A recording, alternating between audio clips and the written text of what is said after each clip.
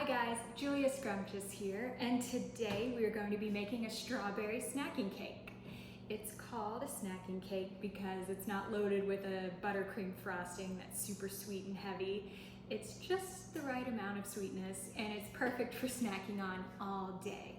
Also, it's super easy to make and we should be completely done in less than 45 minutes.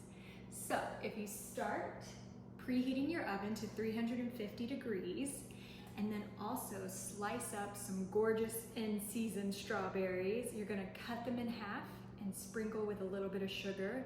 This is about 8 to 10 ounces. And just set them to the side. We're going to use those later. First, get your dry ingredients ready in a bowl.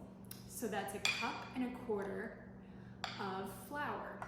You can use gluten-free flour like I'm using, or almond flour, or just regular flour. They will all work.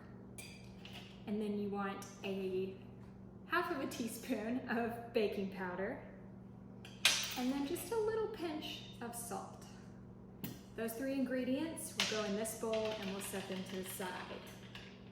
And then start with your wetter ingredients. So that's gonna be 3/4 cup of sugar or a sweetener of your choice, and then 1/2 cup of extra virgin olive oil.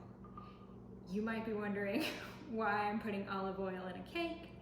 It actually makes fruit cakes really moist and it brings out their flavor better than butter or like vegetable oil would. So put that in there with your sugar. And then 2 eggs that are at room temperature. And 1 yolk, which I've already carefully got ready here. That just helps it give it a little bit of a more yellowy cake texture. Then you're going to add 1/2 cup of sour cream. If that scares you, you're welcome to use low-fat Greek yogurt in its place. It was an excellent substitute and the cake will be delicious. Put that in there. And then you want 1.5 teaspoons of vanilla extract. There we go. And last but not least, the juice and the zest of 1 lemon.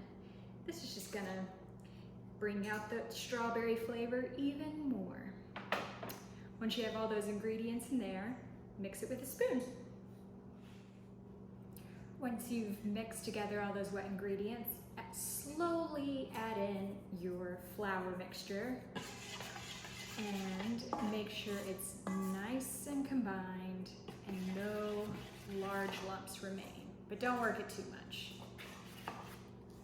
Once your wet and your dry are all mixed together and look smooth, get out a 9x9 baking pan or something similar. You can use a round dish or a rectangular one, but something around 9x9 or 8x10.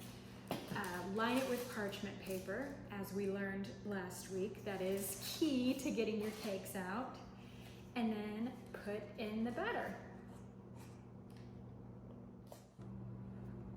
Once you got that all mixed together, pour it into your pan. It's time for the fun part.